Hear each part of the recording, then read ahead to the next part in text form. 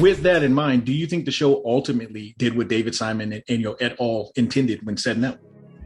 I think so. I mean, I think even in interviews, excuse me, that I've seen from him, articles here and there that I've read, that they felt like they did Baltimore proud, and that they told the story that they wanted to tell. And again, they got out before it got stale, and you kind of left the people wanting for more. So for me, it's one of those shows that it just, that's why we're here talking about it, 20 plus years later, right? And it's like, hey, it's an amazing work of art. And we really enjoyed it. And you can go back and watch it over and over again and still find things that you missed, and I was talking to you earlier about, season 2. I watched it with, my ex-girlfriend, now.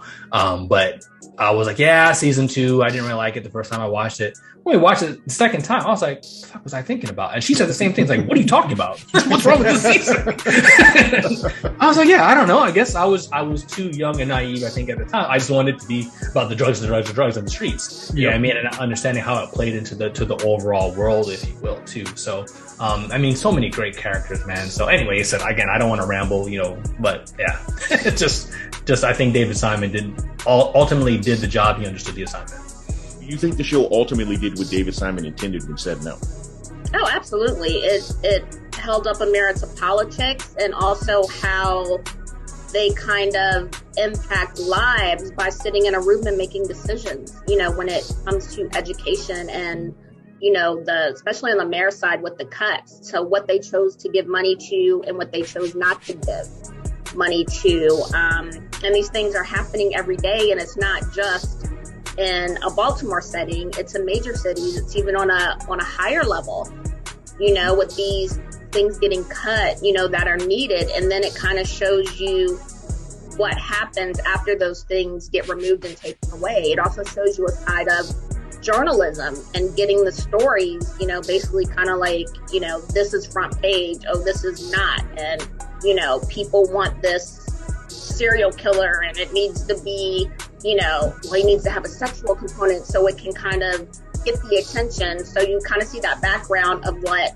happened. And it's true because we see it now. We see it online and we see it on the news.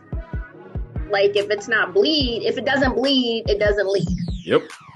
And we see that. And I think he was able to, like you said, hold up a mirror and say, this is what's going on. And 20 years later, it's still applicable. All right, so here's a bonus question, and I actually haven't asked anyone else this. I'm conflicted on this one, and I'm going to be straightforward with you because I'm normally that person that says, "Don't mess up a good thing; it's already good." But now that we've seen, we own this city, there are already people talking like, "Hey, you might be able to do that ultimate 6th season of The Wire. Would you want it?" Now, admittedly, this is me. It's a selfish question to ask because, hey, if those artists want to do it, then you know what? Who the heck am I to say no? I was good with 5, but I'm still gonna ask. I think you could carve out a story with it, but for me, and I've seen other people talk about it, they talked about a prequel.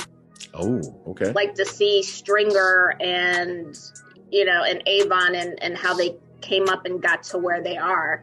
And, when they were reminiscing, right before Stringer got killed, take us to that story. Look, I would absolutely be here for that.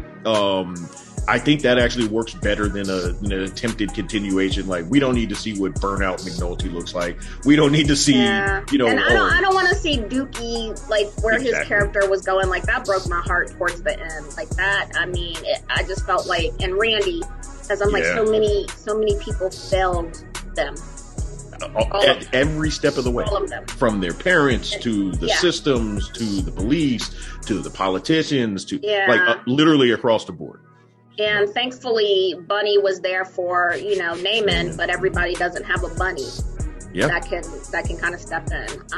But it would be nice to see, if he continued his path, or did what that looks like. Try to go back, Yeah, and I think The Wire almost jaded me to the point where it's like, yeah, chances are Naaman did well, but then ends up going back and, for whatever reason, gets Right, caught up in something.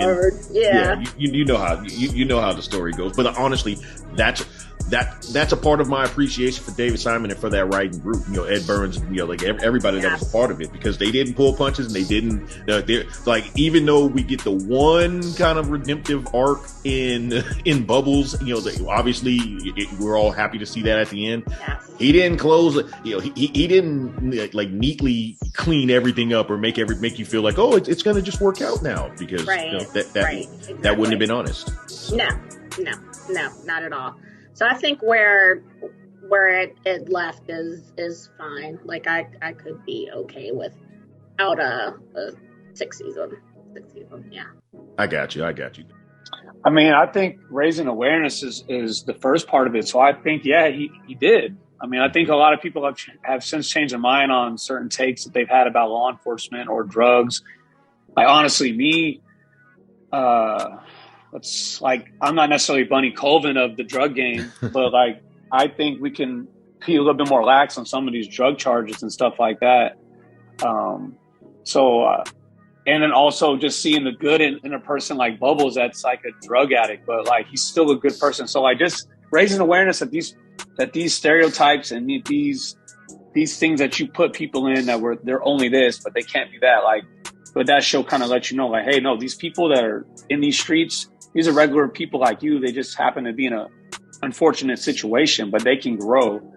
So I think it's doing what he wants to do now. Obviously, maybe not on a higher scale, but at least causing awareness, like bringing that out, I think is important. So got to start somewhere. So yeah, I think it ended up doing what it was intended to do.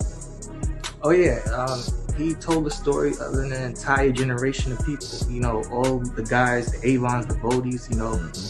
Those guys grew up in the 80s. They did their things in the 70s and 80s. So, he basically told their story with a modern twist. And like, the message of The Wire to me is basically drug policy. You can do whatever you want to stop it, but until like something is done in Washington with the real policy makers, nothing is really ever going to change, because it's like sweeping up leaves. You might sweep it up for today and it might be clear tomorrow, but you can expect by Friday the leaves will be right back and corners will be right back on and popping again. Absolutely. We're still talking about it. That's true. We're sitting here still talking about it, and now I don't know if their goal was to maybe change anything about that, because it's all true what they were talking about. Yeah. But the fact that we all took notice and we're still talking about it, and I'd like to think that was part. And he wanted to share the stories, right? So yeah. And you just want to share, and you want people to be able to receive those stories and take that in. And I think we all did that. So I think absolutely he accomplished what he set out to do. He just wanted to share the stories and get us to pay attention if we did.